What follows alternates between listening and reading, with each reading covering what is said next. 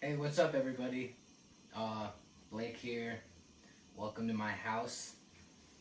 So today we're going to be talking about Chapter 18, Program Design for Plyometric Training. So, hope everyone's break's been going good, and let's hop into it, I guess. So plyometrics, also known as jump training, are exercises in which muscles exert maximum force in short intervals with the goal being an increase in power. Plyometrics overview. So, plyometric exercises refer to those activities that enable a muscle to reach maximal force in the shortest time possible. So, they're short, explosive exercises. These exercises are quick, powerful movements using a pre stretch or counter movement that involves a stretch shortening cycle. And we'll talk about each of these as the slideshow goes on. To effectively use plyometrics as part of a training program, there are three important aspects of plyometrics to understand: the mechanics and physiology of plyometric exercises, the principles of plyometric program design, and the methods of safely and effectively performing specific plyometric exercises. So the mechanics and physiology of plyometrics, functional movements and athletic successes depends on both the proper function of all active muscles and the speed at which these muscular forces are used. So all athletes are trying to be the fastest and the strongest at what they do, obviously. So the term used to define the force-speed relationship is power. So when performed correctly, plyometric training has consistently been shown to improve the production of muscle and force, muscle and power. This increase in power is explained by two proposed models, the mechanical and neurophysiological model. The mechanical model of plyometrics. In the mechanical model, elastic energy in the musculotendinous components is increased when a rapid stretch is performed. When this movement is immediately followed by concentric muscle action, the stored elastic energy is released, increasing the total force production. In the mechanical model, the series elastic component, also known as the SEC, is the main component. Well, the SEC includes some muscular components. It is mainly the tendons that constitute most of the SEC. And when the musculotendinous unit is stretched in an eccentric action, the SEC acts as a spring and is lengthened. If the muscle begins a concentric movement immediately after, the stored energy is released and allows the SEC to contribute to the total force production. So if you have a long stretching eccentric action and then follow it right by concentric, then the power is you get more of a power output because it acts like a spring. And however, though, if the eccentric phase is too long, the stored energy dissipates and is lost in heat. So if you miss your window of being able to use that stored force, then the energy is just lost and you pretty much missed your chance, I guess. The neurophysiological model. Oh, my bad. The neurophysiological model. This model involves the potentiation of the concentric muscle using stretch reflex. Stretch reflex is the body's involuntary response to an external stimulus that stretches the muscle. This reflexive compound of plyometric exercise is primarily composed of muscle spindle activity, which is what this is. And this just shows the base unit that is in that guy. So muscle spindles are proprioceptive organs that are sensitive to the rate and magnitude of a stretch. When a quick stretch is detected, muscular activity reflexivity increases. So it says up there.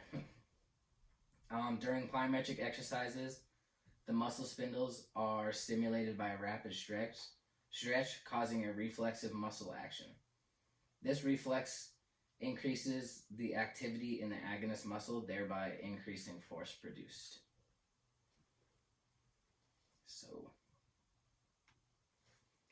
Overlap of plyometric models. So the two models and how they overlap.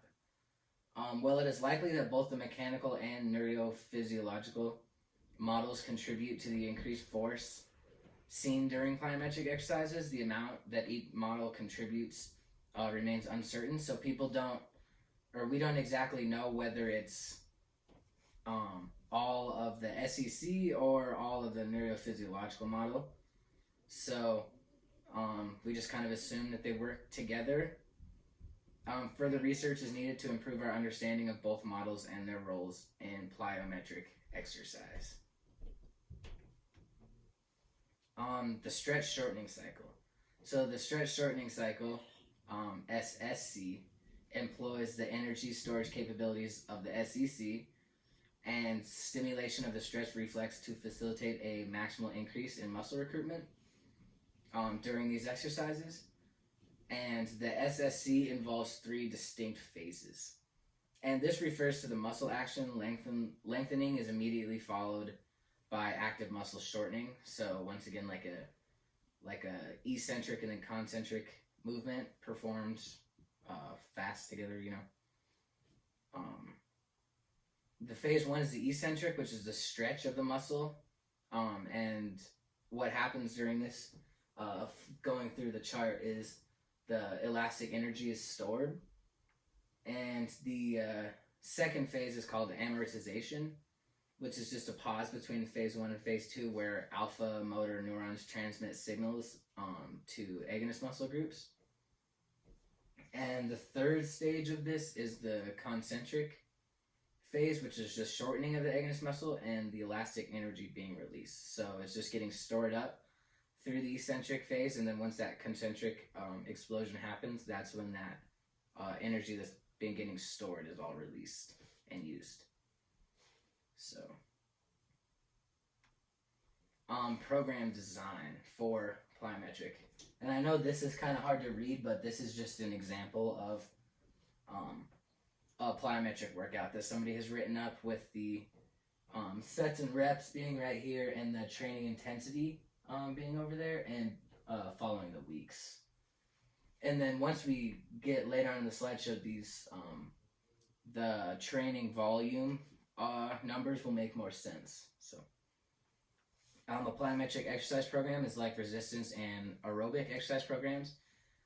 You have to take into account the intensity, frequency, duration, recovery, progression, and just like all exercises or warm-ups must be included into the design of a plyometric program. When designing a program, the trainer must examine each of the following categories to best suit the person that they are actually training. So the first area that you're going to want to assess is the mode.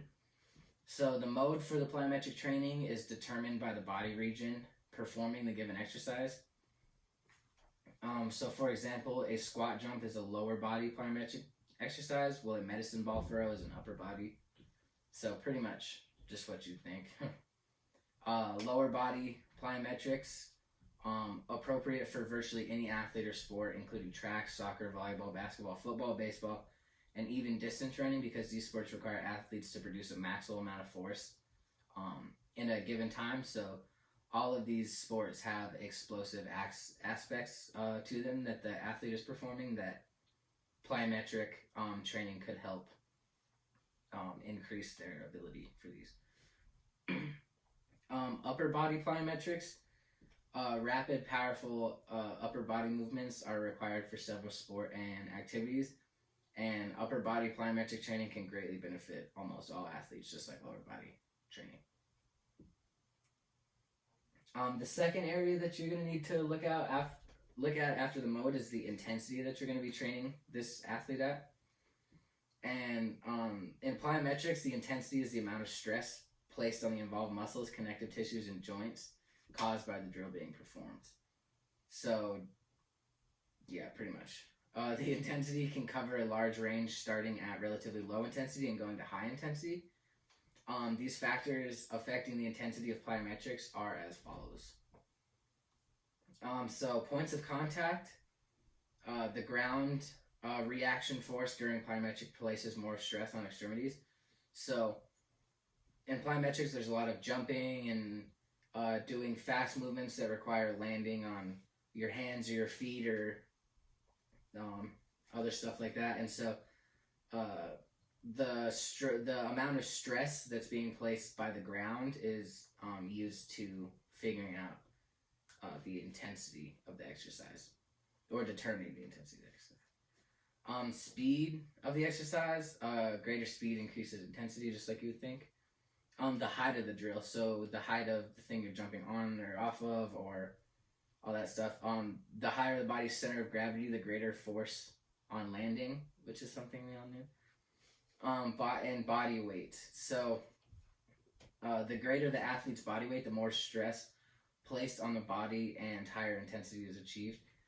And with that being said about body weight, what I read was that anybody that's not in, peak or good physical condition, anybody over more than 240 pounds, you need to be careful about using plyometrics, just because having that much body weight can place really high stress when doing these exercises. But if that person is an athlete and they're heavy, obviously they're okay. But before training somebody, you really want to make sure that this person is fit for and can handle these types of training and exercises.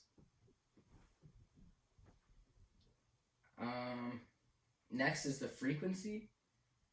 So the frequency is the number of plyometric training sessions per week, which is pretty explanatory, and typically ranges from 1 to 3 depending on the sport. Research is limited on the optimal frequency of training. It varies individually on the athlete and their sport. So some people with some sports will benefit from a higher frequency, like maybe 3 to 4 sessions a week, but others, depending, and you want to take into account the athlete's training regimen as it is. So if they're training heavy and just active and working hard all the time, then you're not going to want to have that high frequency so you don't injure or burn them out.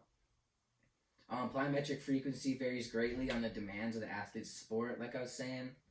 Intensity and volume of the daily workouts, athletes' experience with plyometric training, and the time of the training cycle, so preseason, in-season, postseason. Because research is insufficient enough to provide guidelines for training frequency, the use of proper recovering time techniques is best to determine the frequency. So basically just what we've been learning when it comes to frequency, where, you got to take into account the time of the season and just overall how hard this athlete should be training. So that's really for any program, just take that into account. Also, another thing that you're going to want to pay attention to is the athlete's recovery.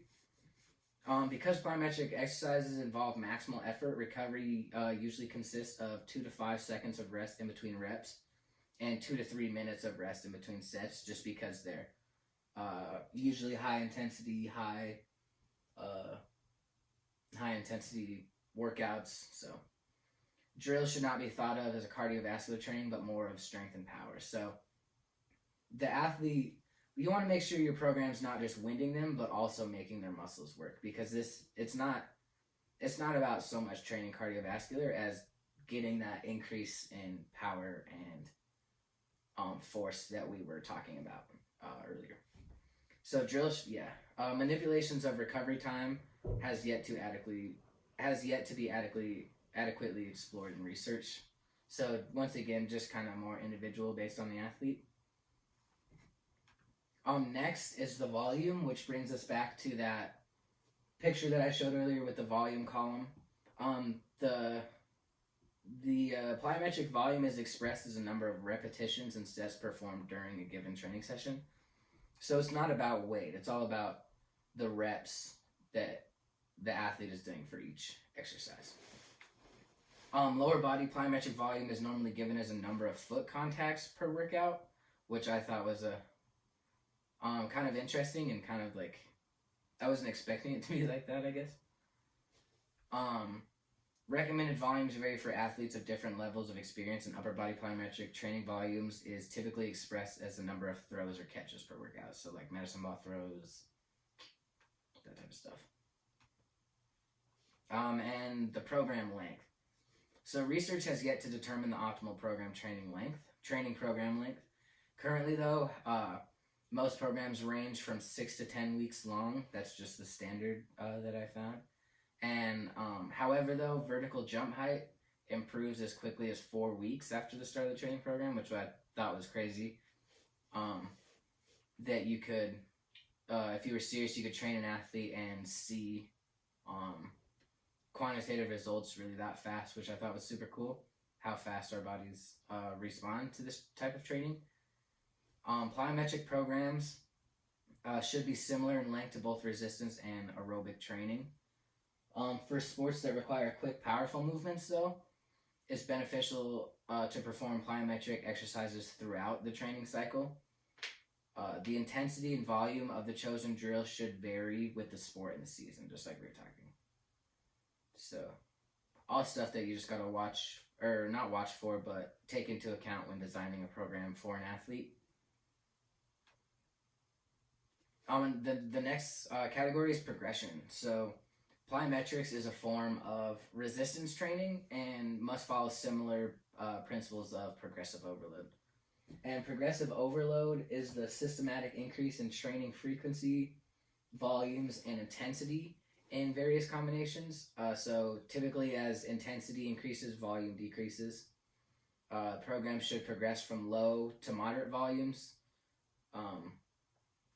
of low intensity to low volumes of high intensity. So you want to start them off with a lot of reps, or not a lot of reps, but a moderate amount of reps, and just making sure that they're performing them correctly. And then as you progress, you want to start getting higher intensity, and obviously once you start getting to the higher intensities, the volume of these exercises is gonna naturally go down as the athlete tires more.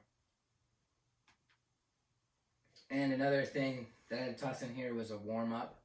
So as for any training program, the plyometric exercise session should begin with a generalized warm-up, just like any sort of physical activity. Stretching. Some of these common warm-up activities used in plyometric training programs that I found were marching, jogging, skipping, footwork, lunges. So more of a dynamic stretching or dynamic warm-up situation, just because this athlete's going to be exploding and moving, so you want to get that blood moving and make sure that they're all warmed up to reduce injury. And another thing is that you need to consider is age.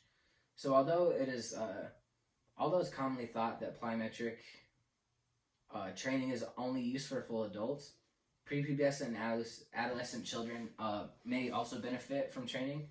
And it's just like the strength training or the conditioning that we were talking about with children. You just want to make sure that you're giving them clear instructions, an example, and just instead of mainly focusing on how hard they're going, just making sure that they're doing everything safely, and really build up that good base for when they start maturing and you can start to do more and more things with them.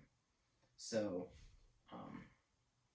plyometric exercise programs for children should also be focused on the development of control and aerobic skills, like I was saying. It is extremely important that plyometric exercise programs for children gradually progress from relatively simple to more complex. You don't want to start these kids out too intense or too complicated, because that's where injury arises and comes from. So you just want to be careful with these kids and just progress them. Focus should be on developing technique that will be used for more advanced exercises as they age and mature. Another thing is the safety considerations. Plyometric exercise is not any more inherently dangerous than any other type of exercise, but the risk of injury does exist just like all other training types. Injury typically occurs when training procedures are violated and exercises are performed incorrectly. So just with these, you're placing a lot of stress on the body, and so you really need to make sure you have good form, engaging all the necessary muscle groups just to avoid injury, really. The result, and also the result is insufficient strength and conditioning base, and no growth in strength and power, which also sucks. Um, when evaluating an athlete, there are certain areas that must be in order for a plyometric training program to be performed effectively and safely. These considerations are as followed on the next slides. Pre-training evaluation of an athlete, just like you should do with any type of training or type of physical activity with an athlete or somebody that you're training. And to reduce the risk of injury, the athlete must understand proper plyometric technique and have a sufficient base of strength, speed, and balance. So plyometrics is definitely not something you're going to want to use for somebody who's never worked out a day in their life, just because the exercises tend to be higher intensity and more complex, just with the whole body moving and jumping and all that kind of stuff. So you want to make sure they really have at least a good baseline of training and exercising, which most people that are getting into plyometrics have had the baseline. So an athlete must also be sufficiently mature, both physically and psychologically, to participate.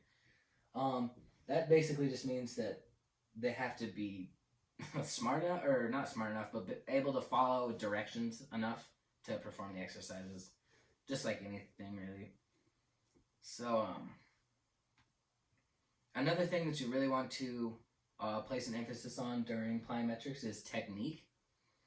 Before adding any drill to an athlete's plyometric program, the training professional must demonstrate proper technique to the athlete, which is something that we've been learning, in all Sally's classes.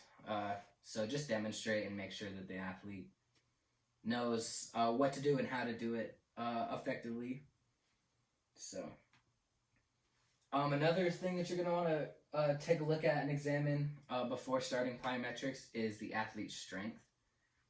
So consideration of the athlete's level of strength is necessary before they perform plyometrics.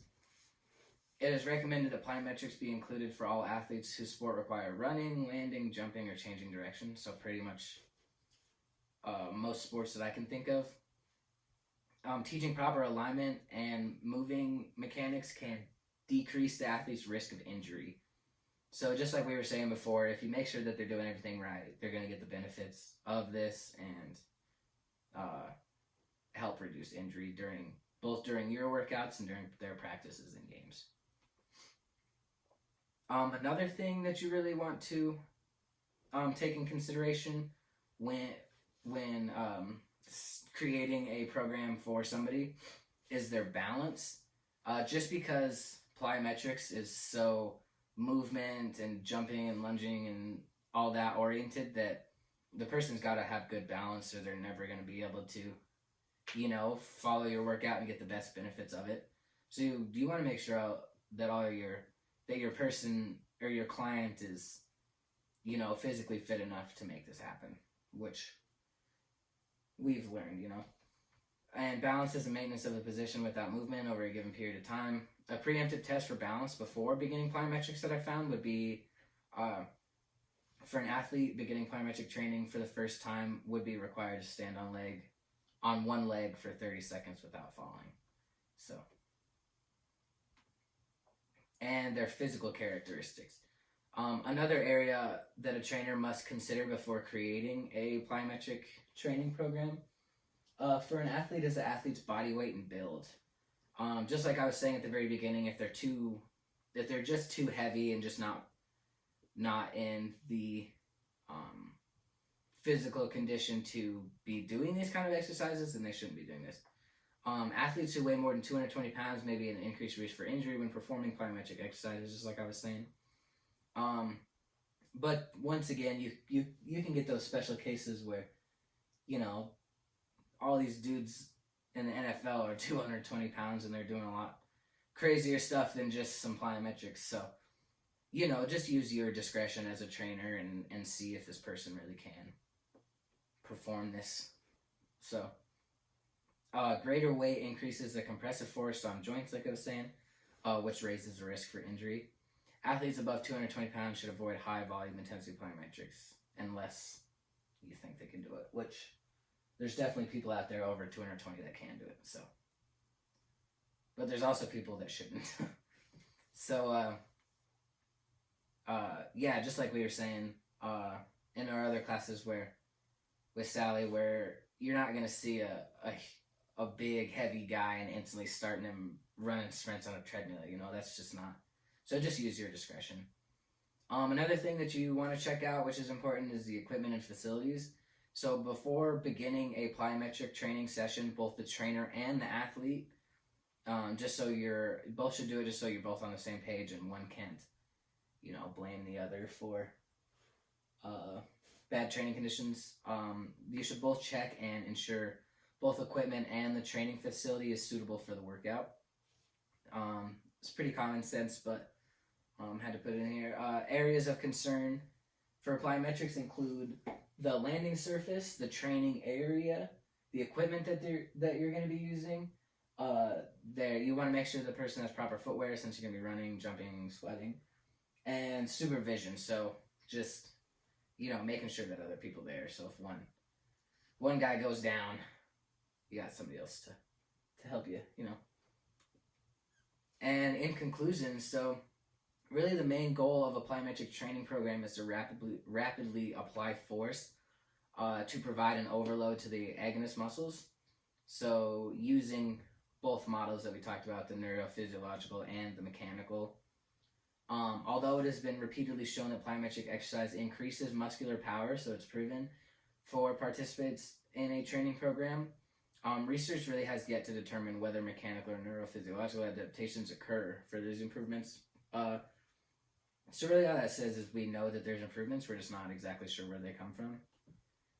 Plyometrics should not be considered its own area of training, which is something that I was not aware of before I really read all this in this chapter. But it should really be used to supplement the athlete's overall training program. So they should be doing their aerobic, their strength and conditioning, and then plyometrics can just be another level to help that athlete excel. So plyometrics should not. Oh, I already read that. It should be part of an overall program that includes strength, speed, aerobic, and flexibility training. All in all, plyometrics is a great way to improve power, and there are areas a trainer must consider, like we were talking about, to utilize a program. So all in all, just create a program using your knowledge as a trainer on how to best help this athlete without burning them out or overusing them or injuring them. So yeah, that's basically it. Hey, welcome back, guys. This is part 2 of my presentation. So this originally was going to be done in the weight room with you guys. We were gonna all go in there and just I was just gonna go through a rundown of a couple beginner and intermediate plyometric exercises that could be used for either yourself or a client that approaches you and needs plyometric training. So what I did instead of that was this is a quarantine plyometric exercises. So like I said before, this was just supposed to be a demonstration, but because of that, I just kind of compiled all the exercises that I was going to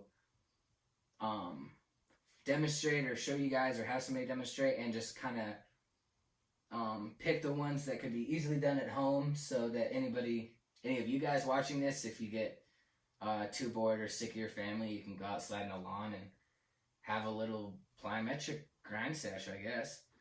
But yeah, so let's get into it, I guess. The first one is a plyo push-up.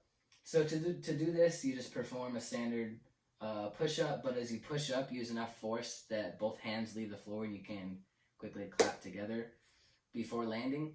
If variation is needed because this is a little too hard for a certain person, or if they just need any modifications, just do the modified push-up position and do the same thing, so just on your knees. But But yeah, so that's a good one, upper body. The next one is called a squat thruster. So from a high plank position, jump feet forward into a wide squat and bring hands off the floor, either into a prayer position or in front of your chest. You want to make sure you're keeping your back straight, your shoulders down, your chest out, so just like a good squat form. Pause for a second and place hands back on the floor. So basically just the burpee without a jump. And if you wanted to modify it, you could just add the jump and do a full burpee. Yeah, so that's number 2 or 3. Reverse lunge knee ups. So you stand with your feet hip width apart, and you step your right foot back, coming into a reverse lunge. So, and then you shift your weight to your left foot, engaging your glutes and bracing your core.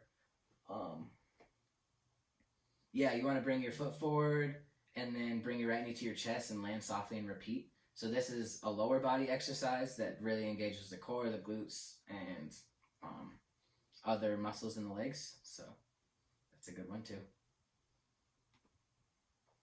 You also, another good one is the frog squat jump. So you stand with your feet wider than shoulder width, your toes turned slightly out, and drop into a deep squat with your hands touching the floor. Now you explode up in a jump like a frog.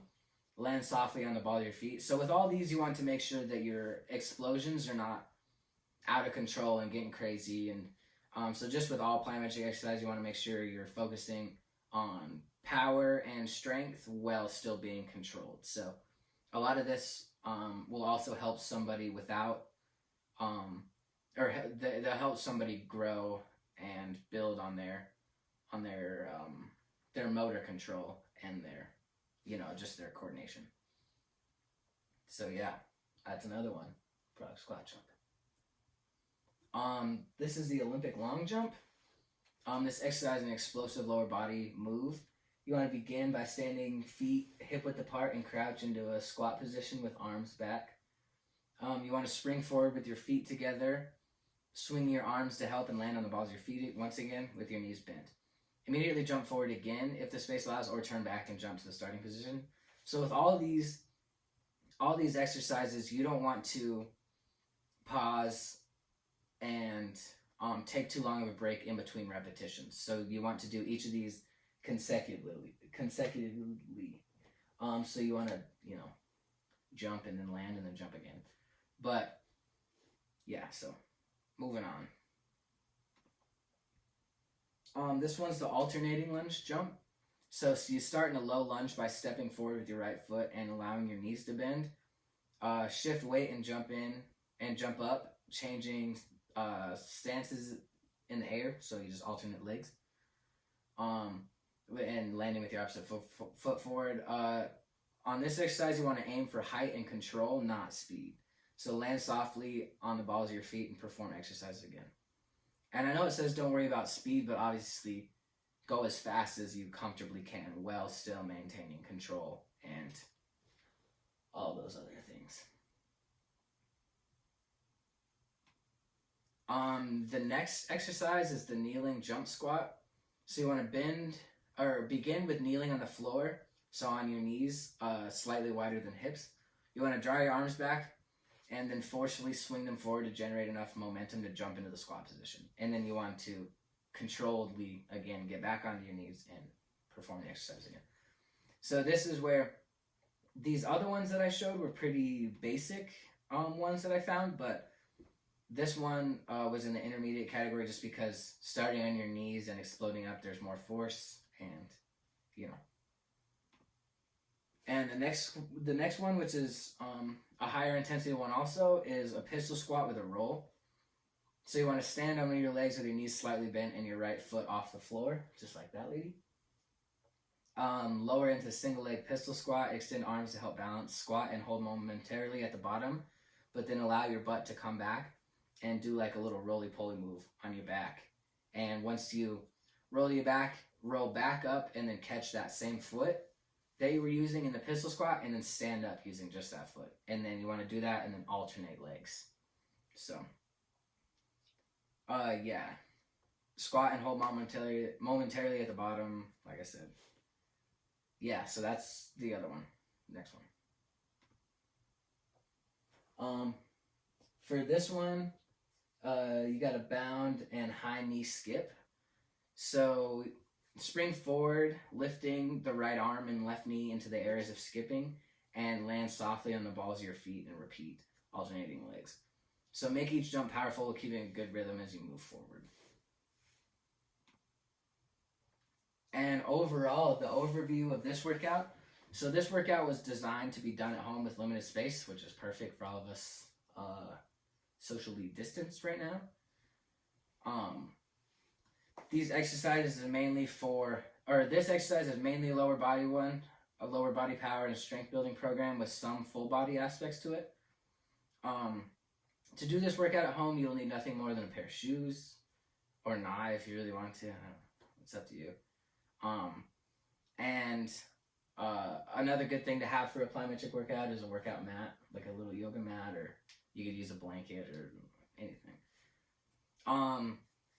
So if you wanted to follow this workout at home and get a little sweat on and go outside for a little bit, use these exercises, and you don't have to go in order if you really want to. That was just the order that I put them in. And you want to do 2 to 3 sets of 8 to 10 repetitions of each of the exercises shown above. So, couple minute break in between sets, maybe 2.5 minute break, and as little as break as you can in between repetitions. Add this workout to your regular routine or do it on its own 2 to 4 times a week, whichever you want. But yeah, that concludes my presentation on plyometrics. Kind of lucked out, I guess, not having to talk in front of everybody. So that was cool. But yeah, overall, when designing a program, just make sure you take into account the parameters that were in the other slideshow, and also just making sure, one of the main things for plyometrics that I read was making sure these athletes are doing these exercises correctly while still getting the benefits. So just making sure that the athlete is performing it safely to avoid their injury. And another big point that I took away from this was, if you are training somebody plyometrically, just make sure that they're getting in other aspects and areas of training, like we were talking about, like the cardiovascular training and the aerobic training and the strength training. Just because while plyometrics does help, it should be not supplemental, but additional to a program. And plyometrics, just by using the body's natural models and mechanisms, we can help build the force that our bodies produce, and really just help athletes be more efficient in managing their force and just being more explosive, and so yeah, basically just train safely and smartly, and that's all I got. Hope you guys all have a good quarantine break, and thanks for listening.